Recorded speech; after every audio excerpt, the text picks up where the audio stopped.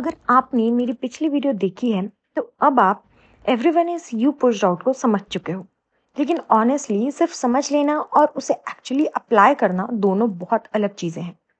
मैं रोज़ कमेंट्स पढ़ती हूँ, मुझे कॉन्सेप्ट समझ आ गया लेकिन अप्लाई कैसे करूँ? मुझे कैसे पता चलेगा कि मेरी अजम्पशंस क्या है? मेरा एसपी हॉट एंड कोल्ड क्यों है? मैं एग्जैक्टली क्या करूँ? और सबसे कॉमन मिस्टेक, लोग इस टेक्निक को यूज़ करते ही नहीं, लोग सिर्फ दूसरे इंसान को मेंटली चेंज करने की कोशिश करते रहते हैं और फिर वहीं से फ्रस्ट्रेशन शुरू होती है।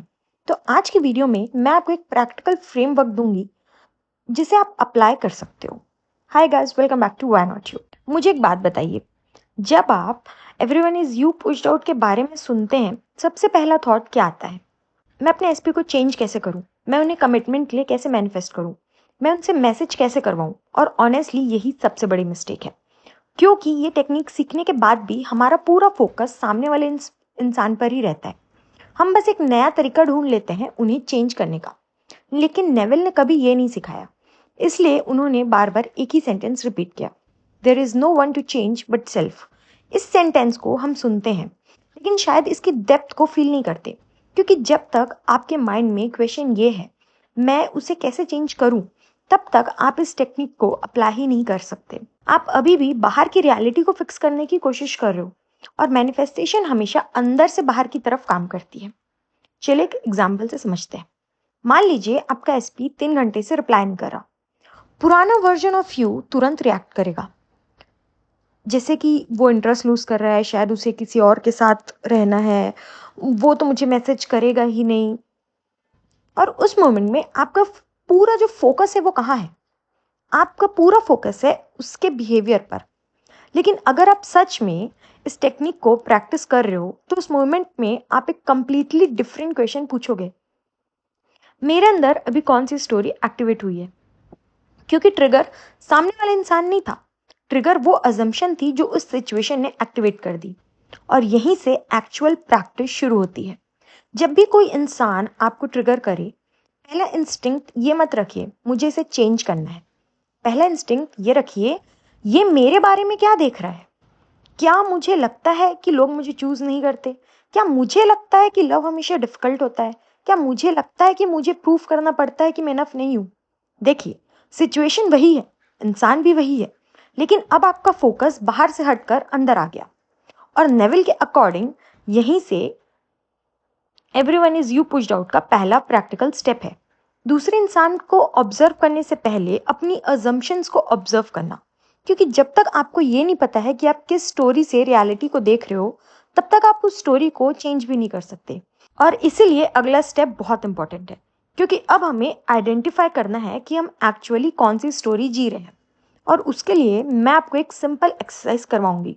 जब आपको ये समझ आ गया है कि इस टेक्निक का पहला स्टेप किसी और को चेंज करना नहीं बल्कि अपनी अजम्पशंस को ही ऑब्जर्व करना है, तो अब आपके माइंड में एक और क्वेश्चन आएगा, मुझे कैसे पता चलेगा कि मेरी अजम्पशन है क्या?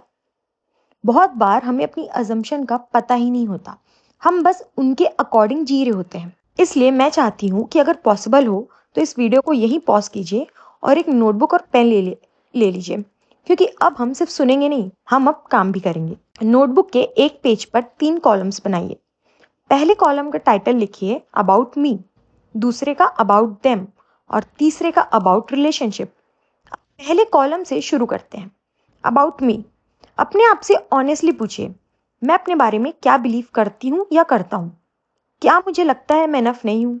मुझे चूज नहीं किया जाता? मुझे प्रूफ करना पड़ता है हर बार कि मैं वर्दी हूँ? लव मेंटेन करना डिफिकल्ट है? जो भी आपके माइंड में नेचुरली आंसर आए, बिना फिल्टर किए लिख दीजिए। ये एग्जाम नहीं है, ये कोई सही या गलत आंसर नहीं है। अब आपको दूसरे कॉलम पर लिखना है आपके एसपी के बारे में। अगर आप एसपी मैनिफेस्ट कर रहे हैं तो उनके बारे में आपकी सबसे कॉमन अजम्पशन क्या है? कि वो इमोशनली अनअवेलेबल है, उसे कमिटमेंट से डर लगता है, वो मुझे इग्नोर करता है, उसको एफर्ट करना पसंद नहीं है। और अगर एसपी नहीं है तो किसी भी इंपॉर्टेंट रिलेशनशिप के बारे में लिखिए, बॉस हो गए, पेरेंट्स हो गए, फ्रेंड्स हो गए, जो भी आपके लिए रेलेवेंट हो। और तीसरे कॉलम में लिखिए अबाउट रिलेशनशिप्स। मतलब ये सबसे ज़्यादा इंपॉर्टेंट है और सबसे ज़्यादा इंटरेस्टिंग है, क्योंकि बहुत बार प्रॉब्लम किसी एक इंसान में नहीं होती, प्रॉब्लम उस ब्लूप्रिंट में होती है जिसके थ्रू हम हर रिलेशनशिप को देखते हैं। शायद आप बिलीव करते हैं कि रिलेशनशिप हमेशा कॉम्प्लिकेटेड होती है। लोग शुरू में एफर्ट करते हैं फिर बदल जाते हैं। लव कभी लास्ट ही नहीं करता। ट्रस्ट करोगे तो हर्ट ही होगे। नोटिस कीजिए, इनमें से कितनी बिलीव्स आपने कॉन्शियसली चूज की थी। शायद एक भी नहीं। शायद ये एक्सपीरियंसेस से बनी, शायद किसी और को देखकर बनी, या इतनी बार रिपीट हुई कि आपने उसे ही सच मान लिया। और अब मैं चाहती हूँ कि आप अपनी नोटबुक को 1 मिनट के लिए देखिए। सिर्फ देखिए, सिर्फ ऑब्जर्व करिए, जज मत करिए खुद को। अगर इस पेज पर जो लिखा है वो आपकी रियलिटी का स्क्रिप्ट हो, तो क्या आपको सरप्राइज होगा कि आप वही एक्सपीरियंस बार बार अट्रैक्ट या एक्सपीरियंस कर रहे हैं? शायद नहीं। और इसलिए नेविल अजम्पशन चेंज करने की बात करते थे, क्योंकि जब तक स्क्रिप्ट हिडन रहती है आप उसे रीराइट नहीं कर सकते। लेकिन अब आपके पास वो स्क्रिप्ट है, और अब सवाल ये नहीं है कि मेरे अंदर प्रॉब्लम क्या है। सवाल ये है, मैं स्क्रिप्ट को कॉन्शियसली रीराइट कैसे करूं? चलिए अब इसी पुरानी स्टोरी को रिप्लेस करना शुरू करते हैं आपके एक नए वर्जन के साथ। अब आपके सामने आपकी पुरानी स्क्रिप्ट लिखी हुई है, और ऑनेस्टली हो सकता है यहाँ पे बहुत लोग एक मिस्टेक कर दें।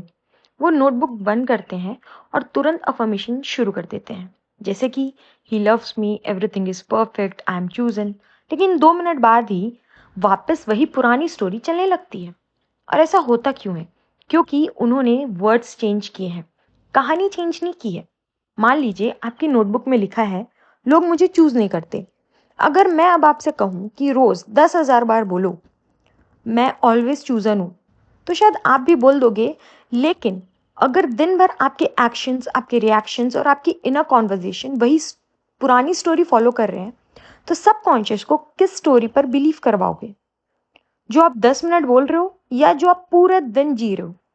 इसलिए everyone is you pushed out जो टेक्निक है वो सिर्फ अफर्मेशंस का कॉन्सेप्ट नहीं है, ये अवेयरनेस का कॉन्सेप्ट है। हर बार जब पुरानी स्टोरी एक्टिवेट हो, उस मोमेंट को पहचानना और कॉन्शियसली डिसाइड करना, मैं स्टोरी को कंटिन्यू नहीं करूंगी। चलिए एक रियल लाइफ एग्जांपल लेते हैं। आपने मैसेज भेजा और रिप्लाई नहीं आया। अब आपकी जो पुरानी स्टोरी है वो क्या बोलेगी? देखा, उसका इंटरेस्ट लूज हो गया। मैंने कहा था ना, मेरे साथ तो हमेशा ऐसा ही होता है। पहले आप ही इस स्टोरी के साथ पूरा दिन निकाल देते थे, लेकिन अब आप रुकोगे और अपने आप से सिर्फ एक क्वेश्चन पूछोगे, ये फैक्ट है या ये मेरी पुरानी स्टोरी है? बहुत बार आंसर होगा, ये मेरी पुरानी स्टोरी है। और वही मोमेंट आपके ट्रांसफॉर्मेशन का मोमेंट है। अब आप फोर्सफुली पॉजिटिव नहीं बनोगे, अब रियलिटी से भागोगे भी नहीं, और सिर्फ कॉन्शियसली एक नया पर्सपेक्टिव चूज करोगे। जैसे कि पुरानी स्टोरी है, रिप्लाई लेट आया मतलब वो इंटरेस्ट लूज कर रहा है। नई स्टोरी है, एक लेट रिप्लाई किसी भी रिलेशनशिप को डिफाइन नहीं करता। पुरानी स्टोरी है, मुझे प्रूव करना पड़ता है।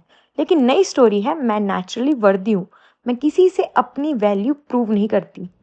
पुरानी स्टोरी है, रिलेशनशिप टिकती नहीं। लेकिन नई स्टोरी है, healthy relationships naturally grow with consistency and trust. Notice कीजिए, मैं आपसे अनरियलिस्टिक अफर्मेशंस रिपीट करने के लिए कह ही नहीं रही। मैं आपसे सिर्फ इतना कह रही हूँ कि जो भी आपकी पुरानी स्क्रिप्ट ऑटोमेटिकली प्ले होने लग जाए, उसे बिना क्वेश्चन किए एक्सेप्ट मत कीजिए। नेविल गोडार्ड कहते थे, an assumption though false if persisted in will harden into fact। इस लाइन को लोग मैनिफेस्टेशन के कॉन्टेक्स्ट में देखते हैं, लेकिन प्रैक्टिकल लाइफ में इसका मतलब है, जो स्टोरी को आप रोज इमोशनली फीड करते हो, वही स्टोरी धीरे धीरे आपका डिफॉल्ट एक्सपीरियंस बनने लगती है। इसलिए हर ट्रिगर को फेलियर मत समझिए। हर ट्रिगर आपको सिर्फ ये दिखा रहा है कि कौन सी स्टोरी अभी भी रीराइट होनी बाकी है। और शायद यही इस पूरी टेक्निक का सबसे ब्यूटीफुल पार्ट है। आपको परफेक्ट होने की ज़रूरत ही नहीं है, आपको बस अवेयर होना है। हर बार जब पुरानी स्टोरी आए, उसे पहचानिए, उसका शुक्रिया कीजिए, क्योंकि उसने आपको दिखाया है कि हीलिंग कहाँ बाकी है। और फिर प्यार से कॉन्शियसली एक नई स्टोरी चूज कीजिए, क्योंकि आखिर में इस टेक्निक का काम किसी और को चेंज करना नहीं है, बस खुद को अपने ऊपर वापस से एक नई स्टोरी के साथ विश्वास दिलाना है। और अगर आपको लगता है कि आप ये प्रोसेस अकेले नहीं कर पा रहे, या आपको अपनी अजम्पशंस आइडेंटिफाई करना, सेल्फ कॉन्सेप्ट बिल्ड करना और पुरानी स्टोरीज को जेन्युइनली ट्रांसफॉर्म करने में गाइडेंस चाहिए, तो इसी पर्पस के लिए मैंने अपना paid 1-on-1 self concept program create किया है। इस प्रोग्राम में हम सिर्फ अफर्मेशंस रिपीट नहीं करते, हम स्टेप बाय स्टेप आपकी आइडेंटिटी, आपके अजम्पशंस, इनर कॉन्वर्जेशन और इमोशनल पैटर्न्स पर काम भी करते हैं, ताकि चेंज सिर्फ टेम्पररी मोटिवेशन ना हो, बल्कि नेचुरली आपका नया वे ऑफ लिविंग बन जाए। अगर आप इंटरेस्टेड हो तो मुझे इंस्टाग्राम में आज ही स्टार्ट डीएम करो, मैं वहाँ आपको आपके सारे डिटेल्स शेयर कर दूंगी। अगर वीडियो अच्छी लगी होगी तो वीडियो को लाइक करना। इस वीडियो का सबसे बेस्ट पार्ट आपको क्या लगा कमेंट करके ज़रूर बताना। अगर आप चैनल पर नए हो तो व्हाई नॉट यू फैमिली का हिस्सा ज़रूर बनिएगा।